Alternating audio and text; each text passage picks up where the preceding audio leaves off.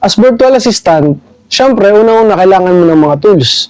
Unang-una, computer, may sarili kang PC o kaya laptop. Pero paano nga ba kung wala ka nun? Solusyonan natin yan. Meron naman tayong tinatawag na. Syempre, lahat naman ito meron na. So, ako naman meron na nito. So, may application ako ng LinkedIn. Napakadali lang na search ko din. Pwede mo siyang i-search sa training. So, pag nag-try ka ng mag-training doon, masa-search mo, papakita ko lang. So, itong training na to, pwede kang mag-training kahit nasa phone lang. So, makikita nyo siya, pakita ko lang, so na ito yung mga training. So, pwede nyo rin siyang i-play. Ito. Yan, pwede mo siyang i-click, then pwede ka na makapag-start ng training.